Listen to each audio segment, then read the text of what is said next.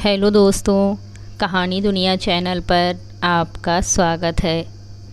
आइए सुनते हैं भीष्म साहनी जी की लिखी कहानी फैसला। उन दिनों हीरालाल और मैं अक्सर शाम को घूमने जाया करते थे। शहर की गलियां लांघकर हम शहर के बाहर खेतों की ओर निकल जाते थे। हीरालाल को बातें करने का शौक़ था और मुझे उसकी बातें सुनने का। वो बातें करता तो लगता जैसे ज़िंदगी बोल रही है। उसके किस्से कहानियों का अपना फ़लसफ़ाना रंग होता। लगता जो कुछ किताबों में पढ़ा है सब गलत है, व्यवहार की दुनिया का रास्ता ही दूसरा है। हीरालाल मुझसे उम्र में बहुत बड़ा तो नहीं है, लेकिन उसने दुनिया देखी है। बड़ा अनुभवी और पैनी नज़र का आदमी है। उस रोज़ हम गलियां लांघ चुके थे और बाग की लंबी दीवार को पार कर ही रहे थे जब हीरालाल को अपने परिचय का एक आदमी मिल गया। हीरालाल उससे बगलगीर हुआ, बड़े तपाक से उससे बतियाने लगा, मानो बहुत दिनों बाद मिल रहा हो। फिर मुझे संबोधन करके बोला, आओ मैं तुम्हारा परिचय कराऊं, ये शुक्ला जी हैं। और गदगद आवाज़ में कहने लगा, इस शहर में चिराग लेकर भी ढूंढने जाओ तो इन जैसा नेक आदमी तुम्हें नहीं मिलेगा। शुक्ला जी के चेहरे पर विनम्रतावश हल्की सी लाली दौड़ गई। उन्होंने हाथ जोड़े और एक धीमी सी झेप भरी मुस्कान उनके होठों पर कांपने लगी। इतना नेक सीरत आदमी ढूंढे भी नहीं मिलेगा। जिस ईमानदारी से इन्होंने ज़िंदगी बिताई है, मैं तुम्हें क्या बताऊं। ये चाहते तो महल खड़े कर लेते, लाखों रुपया इकट्ठा कर लेते। शुक्ला जी और ज़्यादा झेपने लगे। तभी मेरी नज़र उनके कपड़ों पर गई। उनका लिबास सचमुच बहुत सादा था। सस्ते से जूते, घर का धुला पजामा, गला बंद गले का कोट और खिचड़ी मूछें। मैं उन्हें हेड क्लर्क से ज़्यादा का दर्जा नहीं दे सकता था। जितनी देर उन्होंने सरकारी नौकरी की, एक पैसे के रवादार नहीं हुए, अपना हाथ साफ रखा। हम दोनों एक साथ ही नौकरी करने लगे थे। ये पढ़ाई के फ़ौरन ही बाद कंपटीशन में बैठे थे और कामयाब हो गए थे और जल्दी ही मजिस्ट्रेट बनकर फिरोजपुर में नियुक्त हुए थे। मैं भी उन दिनों वहीं पर था। मैं प्रभावित होने लगा। शुक्ला जी अभी लजाते हाथ जोड़े खड़े थे और अपनी तारीफ़ सुनकर सिकुड़ते जा रहे थे। इतनी सी बात तो मुझे भी खटकी कि साधारण कुर्ता पजामा पहनने वाले लोग आमतौर पर मजिस्ट्रेट या जज नहीं होते। जज होता तो कोट पतलून होती, 2-3 अर्दली आसपास घूमते नज़र आते। कुर्ता पजामा में भी कभी कोई न्यायाधीश हो सकता है। इस झेप, विनम्रता, प्रशंसा में ही ये बात रह गई कि शुक्ला जी अब कहाँ रहते हैं, क्या रिटायर हो गए हैं या अभी भी सरकारी नौकरी करते हैं। और उनका कुशल क्षेम पूछकर हम लोग आगे बढ़ गए। ईमानदार आदमी क्यों इतना ढीला ढाला होता है, क्यों सकुचाता झेपता रहता है, ये बात कभी भी मेरी समझ में नहीं आई। शायद इसलिए कि ये दुनिया पैसे की है। जेब में पैसा हो तो आत्मसम्मान की भावना भी आ जाती है, पर अगर जूते सस्ते हों और पजामा घर का धुला हो तो दामन में ईमानदारी भरी रहने पर भी आदमी झेपता सकुचाता ही रहता है। शुक्ला जी ने धन कमाया होता, भले ही बेईमानी से कमाया होता, तो उनका चेहरा दमकता, हाथ में अंगूठी दमकती, कपड़े चमकते, जूते चमचमाते, बात करने के ढंग से ही रौब झलकता। खैर, हम चल दिए। बाग की दीवार पीछे छूट गई। हमने पुल पार किया और शीघ्र ही प्रकृति के विशाल आंगन में पहुंच गए। सामने हरे भरे खेत थे और दूर नीलिमा की झीनी चादर ओढ़े छोटी छोटी पहाड़ियां खड़ी थीं। हमारी लंबी सैर शुरू हो गई थी। इस माहौल में हीरालाल की बातों में अपने आप ही दार्शनिकता का पुट आ जाता है।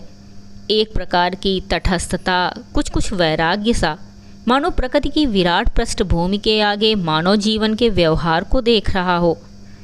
थोड़ी देर तक तो हम चुपचाप चलते रहे। फिर हीरालाल ने अपनी बाँह मेरी बाँह में डाल दी और धीमे से हंसने लगा। सरकारी नौकरी का उसूल ईमानदारी नहीं है, दफ्तर की फ़ाइल है। सरकारी अफसर को दफ्तर की फ़ाइल के मुताबिक चलना चाहिए। हीरालाल मानो अपने आप से बातें कर रहा था।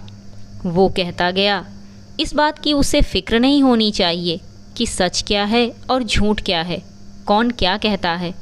बस ये देखना चाहिए कि फाइल क्या कहती है। ये तुम क्या कह रहे हो? मुझे हीरालाल का तर्क बड़ा अटपटा लगा। हर सरकारी अफसर का फ़र्ज़ है कि वो सच की जांच करे। फाइल में तो अंट-संट भी लिखा रह सकता है। ना ना, फाइल का सच ही उसके लिए एकमात्र सच है। उसी के अनुसार सरकारी अफसर को चलना चाहिए, ना 1 इंच इधर ना 1 इंच उधर। उसे ये जानने की कोशिश नहीं करनी चाहिए कि क्या सच है और क्या झूठ। ये उसका काम नहीं है। बेगुनाह आदमी बेशक पिसते रहें। हीरालाल ने मेरे सवाल का कोई जवाब नहीं दिया। इसके विपरीत मुझे इन्हीं शुक्ला जी का किस्सा सुनाने लगा। शायद इन्हीं के बारे में सोचते हुए उसने ये टिप्पणी की थी, जब ये आदमी जज होकर फिरोजपुर में आया तो मैं वहीं पर रहता था। ये उसकी पहली नौकरी थी। ये आदमी सचमुच इतना नेक, इतना मेहनती, इतना ईमानदार था कि तुम्हें क्या बताऊं। सारा वक्त इसे इस बात की चिंता लगी रहती थी कि इसके हाथ से किसी बेगुनाह को सज़ा न मिल जाए। फैसला सुनाने से पहले इससे भी पूछता, उससे भी पूछता कि असलियत क्या है, दोष किसका है, गुनहगार कौन है। मुलजिम तो मीठी नींद सो रहा होता और जज की नींद हराम हो जाती थी। अगर मैं भूल नहीं करता तो अपनी माँ को इसने वचन भी दिया था कि वो किसी बेगुनाह को सज़ा नहीं देगा। ऐसी ही कोई बात उसने मुझे सुनाई भी थी। छोटी उम्र में सभी लोग आदर्शवादी होते हैं। ये ज़माना भी आदर्शवाद का था, मैंने जोड़ा। पर हीरालाल कहे जा रहा था। आधी आधी रात तक ये मिसलें पढ़ता और मेज से चिपटा रहता। उसे यही डर खाए जा रहा था कि उससे कहीं भूल ना हो जाए। एक एक केस को बड़े ध्यान से जांचा करता था। फिर यूँ हाथ झटक कर और सिर टेढ़ा करके मानो इस दुनिया में सही क्या है और गलत क्या है इसका अंदाज़ा लगा पाना कभी संभव ही ना हो। हीरालाल कहने लगा, उन्हीं दिनों फिरोजपुर के नज़दीक एक कस्बे में एक वारदात हो गई और केस जिले कचहरी में आया। मामूली सा केस था। कस्बे में रात के वक्त किसी राह जाते मुसाफिर को पीट दिया गया था और उसकी टांग तोड़ दी गई थी। पुलिस ने कुछ आदमी हिरासत में ले लिए थे और मुकदमा इन्हीं शुक्ला जी की कचहरी में पेश हुआ था। आज भी वो सारी घटना मेरी आंखों के सामने आ गई है। अब जिन लोगों को हिरासत में ले लिया गया था उनमें इलाके का जेलदार और उनका जवान बेटा भी शामिल था। पुलिस की रिपोर्ट थी कि जेलदार ने अपने लठैत भेजकर उस राहगीर को पिटवाया। जेलदार खुद भी पीटने वालों में शामिल था। साथ में उसका जवान बेटा और कुछ अन्य लठैत भी थे। मामला वहाँ रफा दफा हो जाता अगर उस राहगीर की टांग न टूट गई होती। मामूली मारपीट की तो पुलिस परवाह नहीं करती, लेकिन इस मामले को तो पुलिस नज़रअंदाज नहीं कर सकती थी। खैर, गवाह पेश हुए। पुलिस ने भी मामले की तहकीकात की और पता यही चला कि जेलदार ने उस आदमी को पिटवाया है और पीटने वाले राहगीरों को अधमरा समझकर छोड़ गए थे। 3 महीने तक केस चलता रहा। हीरालाल कहने लगा, केस में कोई उलझन, कोई पेचीदगी नहीं थी, पर हमारे शुक्ला जी को चैन कहाँ। इधर जेलदार के हिरासत में लिए जाने पर, हालांकि बाद में उन्हें जमानत पर छोड़ दिया गया था, कस्बे भर में तहलका सा मच गया था। जेलदार को तो तुम जानते हो ना, जेलदार का काम मालगुजारी उगाहना होता है और गांव में उसकी बड़ी हैसियत होती है। यूं वो सरकारी कर्मचारी नहीं होता। खैर, तो जब फैसला सुनाने की तारीख नज़दीक आई तो शुक्ला जी की नींद हराम। कहीं गलत आदमी को सज़ा ना मिल जाए, कहीं कोई बेगुनाह मारा ना जाए। उधर पुलिस तहकीकात करती रही थी, इधर शुक्ला जी ने अपनी प्राइवेट तहकीकात शुरू कर दी। इससे पूछ, उससे पूछ। जिस दिन फैसला सुनाया जाना था उससे एक दिन पहले शाम को ये सज्जन उस कस्बे में जा पहुँचे और वहाँ के तहसीलदार से जा मिले। वो उनकी पुरानी जान पहचान का था। उन्होंने उससे भी पूछा कि भाई, अंदर की बात क्या है?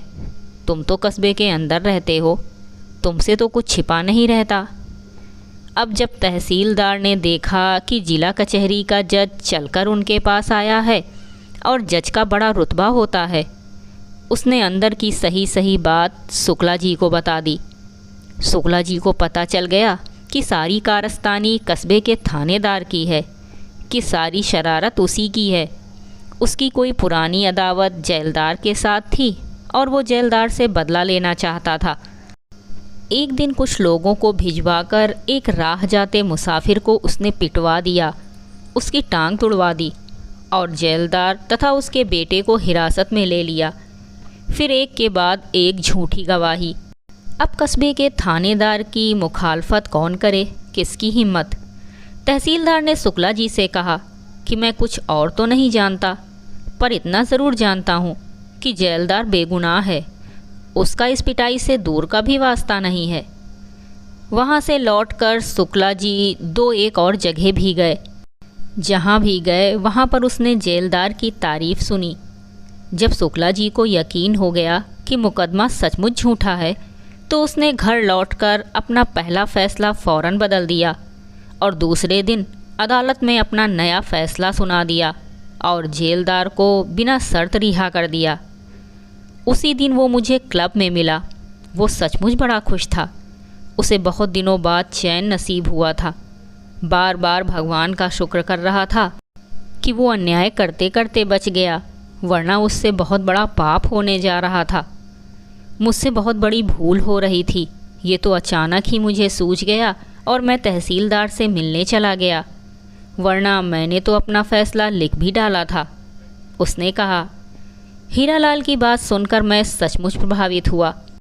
अब मेरी नज़रों में शुक्ला सस्ते जूतों और मैलों कपड़ों में एक ईमानदार इंसान ही नहीं था, बल्कि एक गुर्दे वाला, जिंदा दिल और जीवट वाला व्यक्ति था।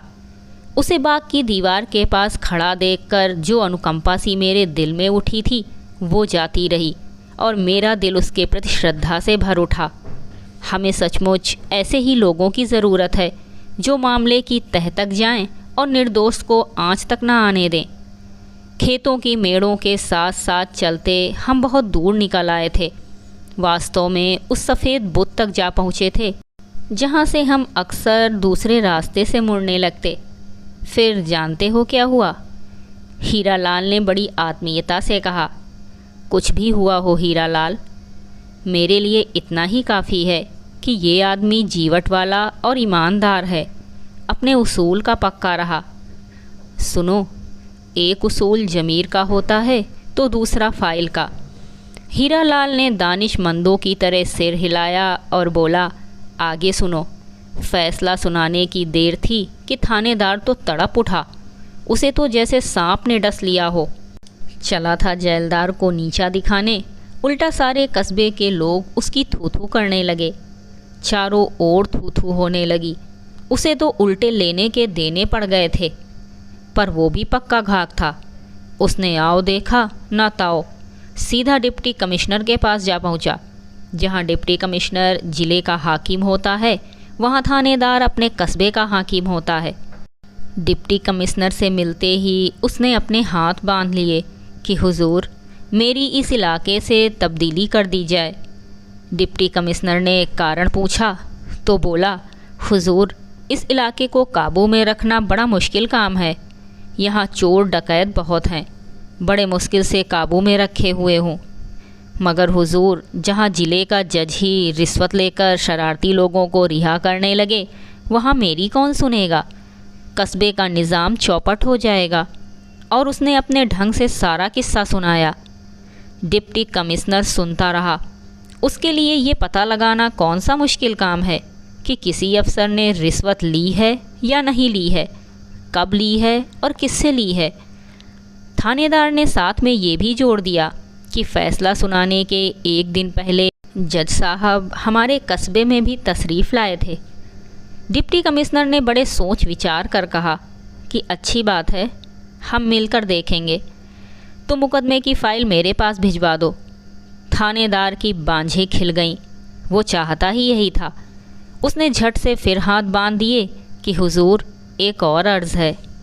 मिस्ल पढ़ने के बाद अगर आप मुनासिब समझें तो इस मुकदमे की हाई कोर्ट में अपील करने की इजाज़त दी जाए। आखिर वही हुआ जिसकी उम्मीद थी। डिप्टी कमिश्नर ने मुकदमे की मिसल मंगवा ली। शुरू से आखिर तक वो मुकदमे के कागजात देखने गया। सभी गवाहियाँ देखी गईं, एक एक कानूनी चीज़ें देखीं और उसने पाया कि सचमुच फैसला बदला गया है। कागज़ों के मुताबिक तो जेलदार मुजरिम निकलता था।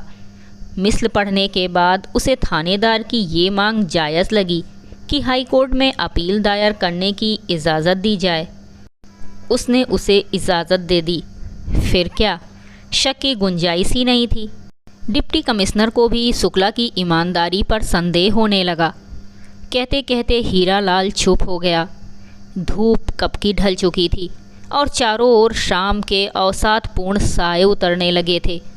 हम देर तक चुपचाप चलते रहे। मुझे लगा मानो हीरालाल इस घटना के बारे में ना सोचकर किसी दूसरी ही बात के बारे में सोचने लगा है। ऐसे चलती है व्यवहार की दुनिया, वो कहने लगा। मामला हाई कोर्ट में पेश हुआ और हाई कोर्ट ने जिला अदालत के फैसले को रद्द कर दिया। जेलदार को फिर से पकड़ लिया गया और उसे 3 साल की कड़ी कैद की सज़ा मिल गई। हाई कोर्ट ने अपने फैसले में शुक्ला पर लापरवाही का दोष लगाया और उसकी न्यायप्रियता पर संदेह भी प्रकट किया। इस एक मुकदमे से ही शुक्ला का दिल टूट गया। उसका मन ऐसा खट्टा हुआ कि उसने जिले से तब्दीली करवाने की दरख्वास्त दे दी। और सच मानो, उस एक फैसले के कारण ही वो जिले भर में बदनाम भी होने लगा था। सभी कहने लगे रिश्वत लेता है। बस इसके बाद 5-6 साल तक वो उसी महकमे में घिसटता रहा। इसका प्रमोशन रुका रहा। इसीलिए कहते हैं कि सरकारी अफसर को फाइल का दामन कभी भी नहीं छोड़ना चाहिए। जो फाइल कहे वही सच है, बाकी सब झूठ है। अंधेरा घिराया था और हम अंधेरे में ही धीमे धीमे शहर की ओर लौटने लगे थे। मैं समझ सकता हूँ कि शुक्ला के दिल पर क्या बीती होगी और वो कितना हतबुद्ध और परेशान रहा होगा। वो तो न्यायप्रियता का वचन अपनी माँ को देकर आया था। फिर क्या हुआ? जजी छोड़कर शुक्ला जी कहाँ गए? अध्यापक बन गए और क्या। एक कॉलेज में दर्शन शास्त्र पढ़ाने लगे। सिद्धांतों और आदर्शों की दुनिया में ही एक ईमानदार आदमी इत्मीनान से रह सकता है। बड़े कामयाब अध्यापक बने। ईमानदारी का दामन इसने अभी भी नहीं छोड़ा है। इसने बहुत सी किताबें भी लिखी हैं, बढ़िया से बढ़िया किताबें लिखता है, पर व्यवहार की दुनिया से दूर, बहुत दूर। अभी आप सुन रहे थे भीष्म साहनी जी द्वारा लिखी कहानी फैसला। कहानी सुनने के लिए धन्यवाद।